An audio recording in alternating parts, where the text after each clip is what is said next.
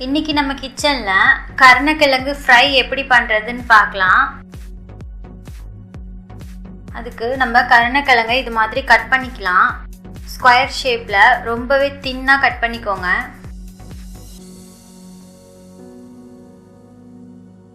இதுல மஞ்சள் பொடி, மிளகாய் பொடி,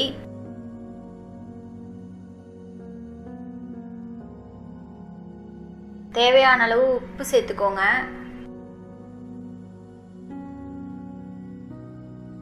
சோம்பு பொடி சேர்த்துக்கோங்க.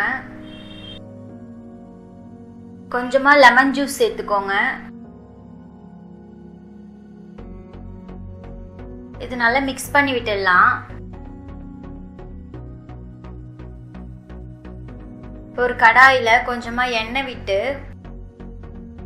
நம்ம மிக்ஸ் பண்ணி வச்சிருக்க இந்த கருணைக்கிழங்கை இதுல சேர்த்துடலாம்.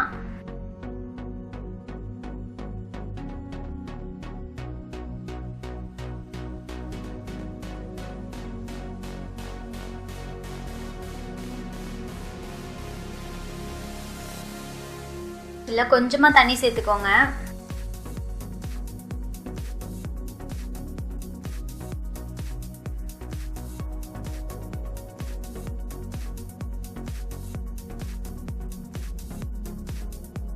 இது நல்லா மிக்ஸ் பண்ணி விட்டுட்டு ஒரு லிட் போட்டு மூடிடுங்க.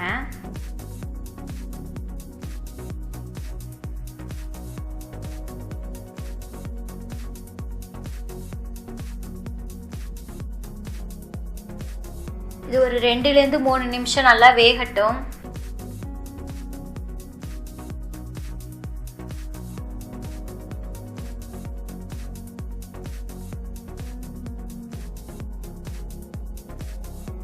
இப்போ கருணைக்கிழங்குல இருந்த தண்ணி இல்லாமல் இது ட்ரை ஆயிடுச்சு. இதுக்கப்புறம் நம்ம மூடி போட வேணாம்.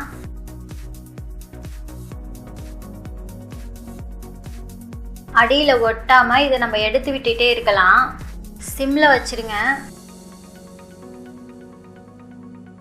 நமக்கு இப்போ கிறிஸ்பியான கருணைக்கிழங்கு ஃப்ரை சூப்பராக ரெடி ஆயிடுச்சு. இது உங்கள் வீட்லையும் ட்ரை பண்ணி பாருங்கள். இந்த வீடியோ உங்களுக்கு பிடிச்சிருந்தா மறக்காமல் என்னோட சேனலை சப்ஸ்கிரைப் பண்ணுங்கள். Thank you.